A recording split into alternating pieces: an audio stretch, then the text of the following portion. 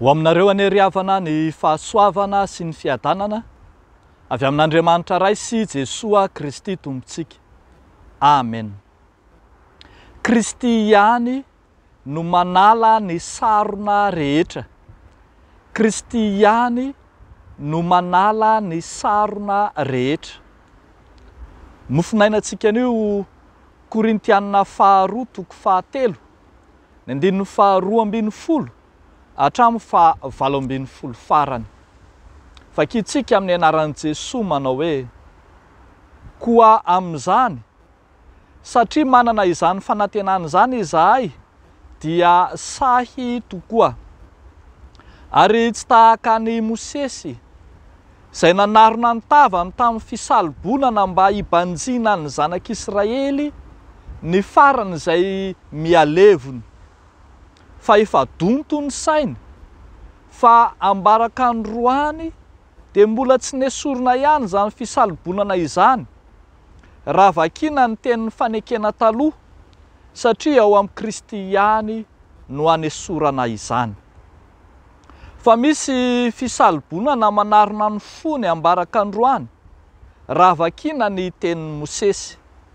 Kanefa rehefa miverina amin'ny Tompo izy, dia esorina ihany ny fisalibonana, ary ny Tompo izany fanahy izany. Ary izay itoeran'ny fanahin'ny Tompo no itoeran'ny fahafahana. Fa isika rehetra kosa, amin'ny tava tsy misarona, dia mijery ny voninahitry ny Tompo toy ny amin'ny fitaratra, ka ovana hahazo izany endrika izany, indrindra avy amin'ny voninahitra ka ho amin'ny voninahitra, toy ny avy amin'ny Tompo dia ny fanahy.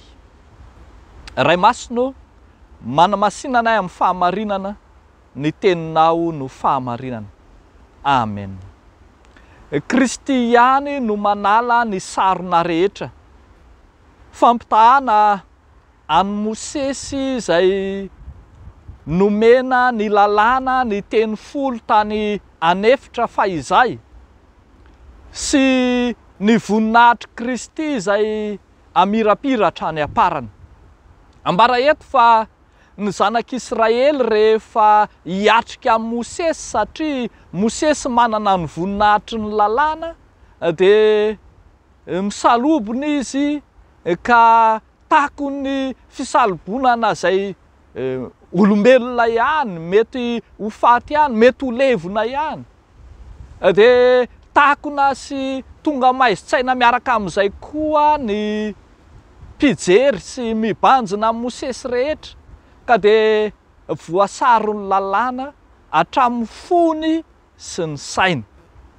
Ambara eto kosa anefa fa i Kristy dia manana voninahitra lehibe lavitra noho izany, ary rehefa entina ao amin'ny Kristy, io fisalibonana io dia mitondra makany amin'ny fahafahana. Eto dia ambara mihitsy fa Kristy ihany no hanesorana izany, hoy ny ambarany 2:14, ary ao amin'ny Tompo izay manana ny Tompo izay fanahy no ananana fahafahana. Hoy ny voalaza hoe izay itoeran'ny fanahin'ny Tompo no itoeran'ny fahafahana, hoy ny 2:17. Ry havako malala, maro be tokoa na tamin'ny andron'i Jesoa Kristy aza no tonga donto sy maizi-tsaina, ary voasarona tahaka izany ny fony, ka na dia teo akaiky azy teo aza Kristy dia toa tsy tazany, toa tsy nahita azy izy.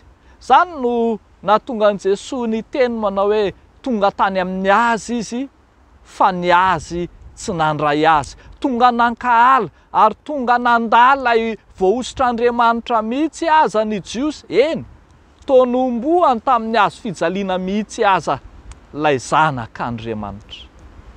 Ary mbola ambaraka ankehitriny dia mbola maro no manahaka sy nanaraka azy ireny, ka tonga maizi-tsaina sy donton'ny lalàna, donton'ny fisalobonana, ka tsy matazana ny famonjen'i Kristy, izay efa nomena sy natolotra maimaim-poana ho an'izao tontolo izao. Toa tsy hitany izao tontolo izao indraindray ilay fanavotana izay natao tao amin'ny Kristy teo amin'ny hazo fijaliana, ary mandrak'ankehitriny dia mbola misy maizi-tsaina sy voasalobona ihany ka mbola miandry Kristy mpanafaka hafa akoatra izay efa nomena. Fa mety miseho amin'ny endriny maro samihafa ihany koa, mety ny fiainanao manokana ihany koa no tratra ny fisalobonana ka tsy mety mahita mangirana, tsy mety mahita mazava, toa aizin-dava no iainanao, toa donto ny fieritreretanao, toa takona. Ny soratra masina ry havako dia miteny fa ao amin'ny Kristy ihany no anesorana izany. Be dia be ny mampianatra antsika ny amin'ny fibeaza tena manokana ka manao ny tenantsika ho ivon'ny fiainana, ka mieritreritra aza mijery miiba intsony ianao fa mijery miaboka ianao ihany no eran'ny tenanao. Tsy ry havako. Ny soratra masina dia miteny fa izay fisalobonana rehetra misy ka nanakona ny fiainanao dia Kristy ihany no manafaka izany. Tsy vitan'ny herin'ny tenanao izany. Ianao aza ao anaty maizina ko ataonao anaty maizina ahoana ny voaka avy ao, fa tsy maintsy Kristy no manafaka araka ny teny hoe izay itoeran'ny fanahan'ny Kristy no itoeran'ny fahafahana. Fa indraindray koa ianao tonga maizi-tsaina, donto, misalobona, miseho amin'ny endrika ny fahateretsaina zany, na indraindray miseho amin'ny endriky ny voapetaky ny vy mamay ny fieritreretana ka tsy mitondra fahafahana ho an'ny hafa intsony, na manodidina anao, na ny ankohonanao, na indraindray aza sanatria ny fiangonanao noho ny amin'ny fisainanao izay efa donto, voasalobona, takona, eny tonga maizi-tsaina sy tery eritreritra ka tsy mahalala afa-tsy zavatra iray. Misy fotoana isika maty eritreritra, maty ankazo tokana, tsy mahalala biby afa-tsy sahona satria voasalobon'ilay mbola mety maty ihany. Eny mety ho azo lazaina fa diso safidy, eny na dia amin'ny fitorinan'ny filazany tsara aza.